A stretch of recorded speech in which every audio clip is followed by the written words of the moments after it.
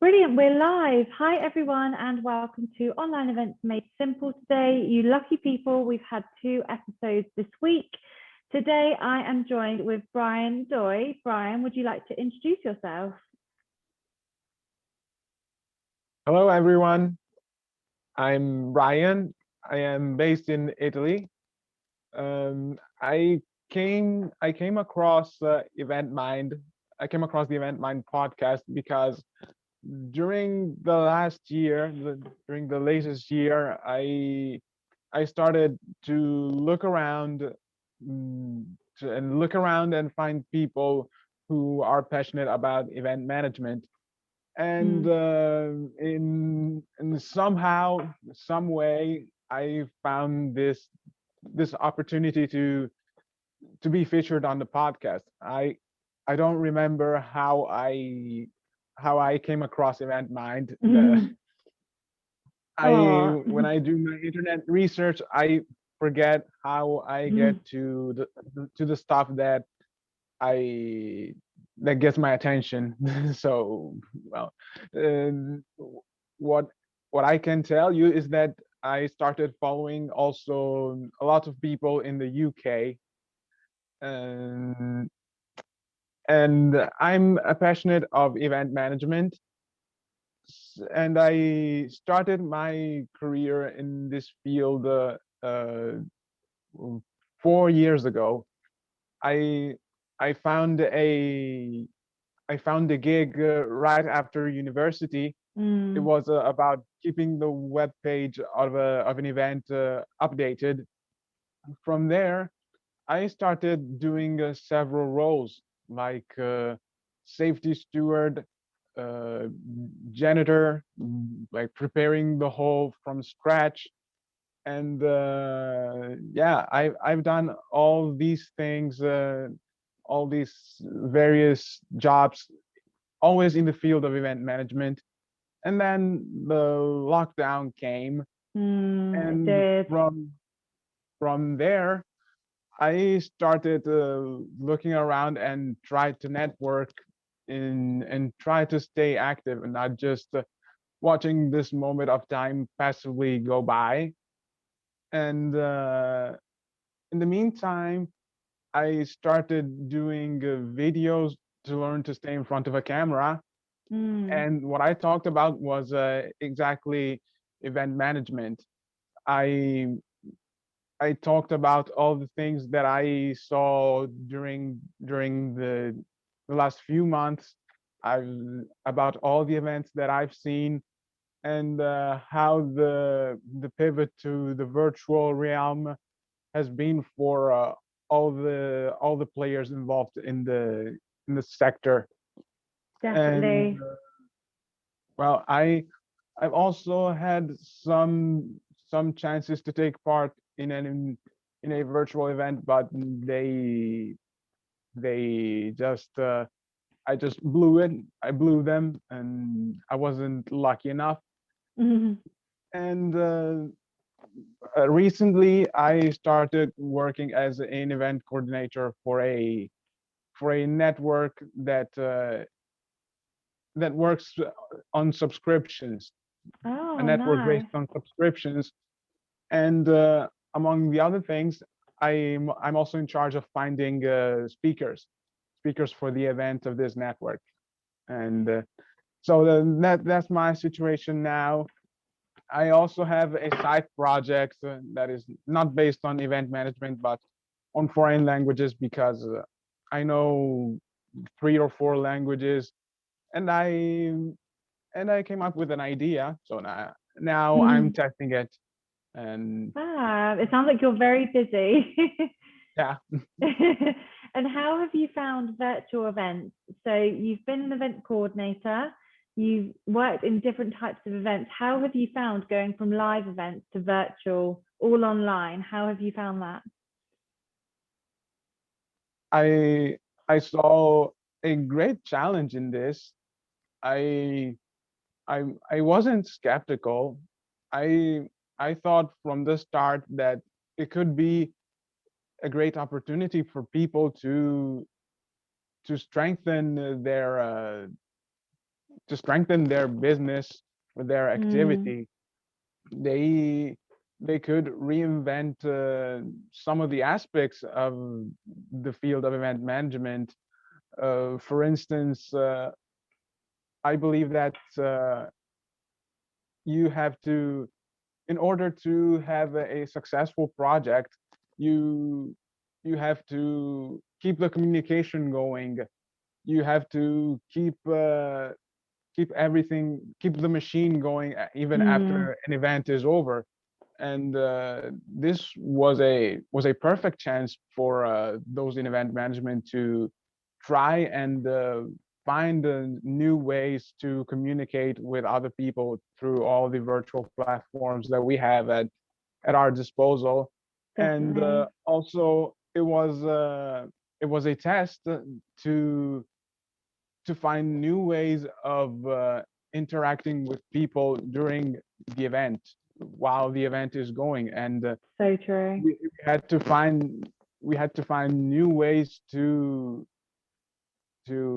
set up all the initiatives and the schedule inside the event to make sure that it wasn't just like the live event. The live event was cool, was Mm, and was strong because there was the live contact, the human contact, but that wasn't the case with virtual events. So you need to think about some ways in which you can still deliver great content and yeah, definitely.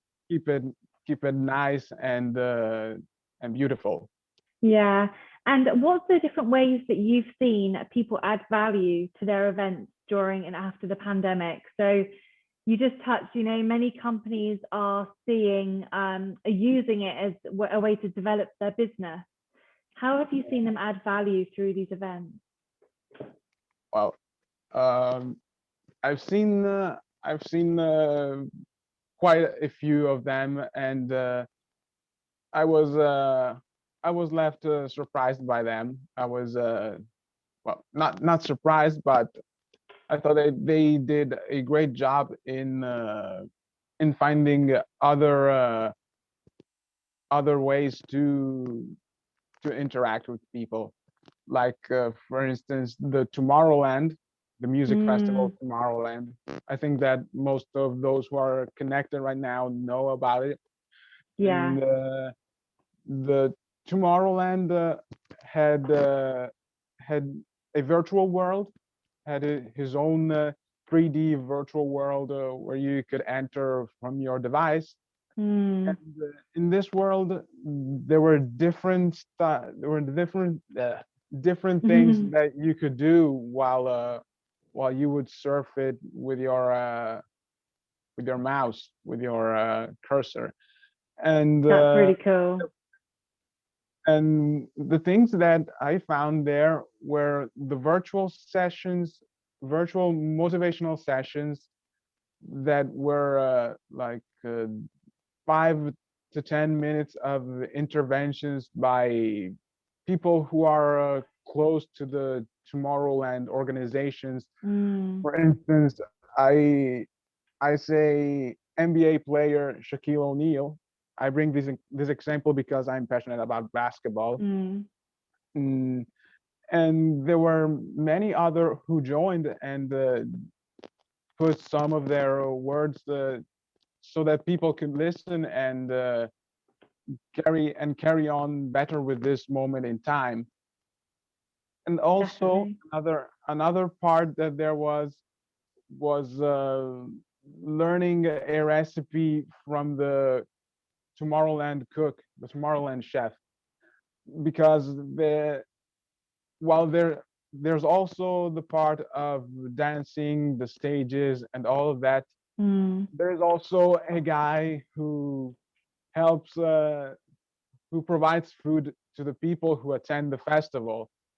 And yeah, it's not the most famous person in that situation. Is not He's not the most popular all the festival, but Yeah, this virtual version was a was a was a chance to put him on the spotlight.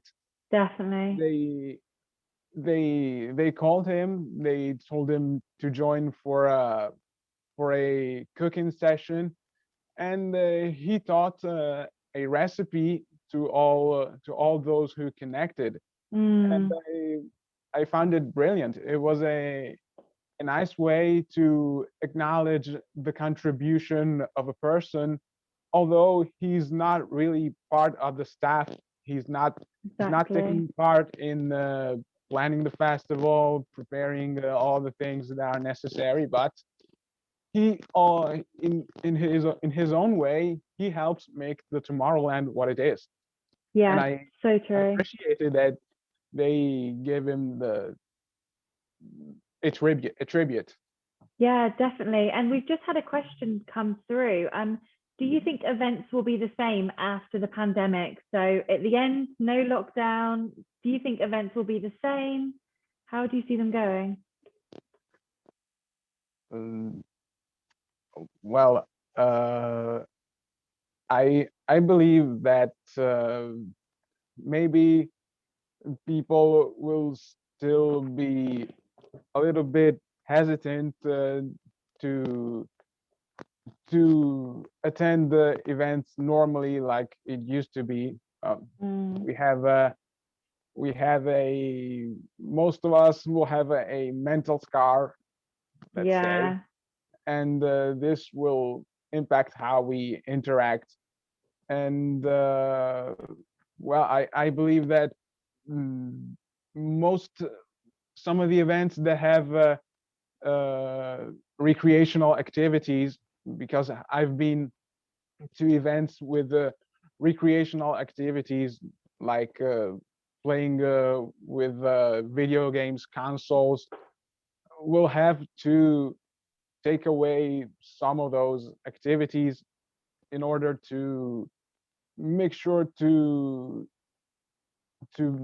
make more make more hygiene friendly, let's say, to make yeah, the event more hygiene friendly. Like this, I'm talking from for what I've seen, and and also most most of the events like there were uh, there were nightlife events will also start very slowly, will restart yeah, very slowly, and I think that will made more restaurant like.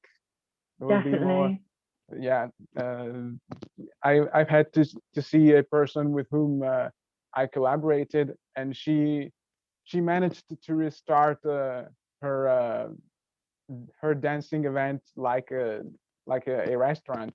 Yeah. So yeah, Wait and see it, where it's going to go, I suppose. It's going to it's be really strange. a wait and see. A wait and see. Yeah. Uh, And you touched on that you like basketball. So obviously when you watch sporting events through the TV, that is technically like going to a virtual event, right? How do you see yeah. sporting events in the future? Because I live right by where the Olympic Stadium was in London. I don't see that being filled up with however many people it fits anytime soon. How do you think they could maybe do that virtually? Do you think you could kind of attend the event like a basketball game through the computer, or how do you see that? Well, yeah, we have several platforms. We have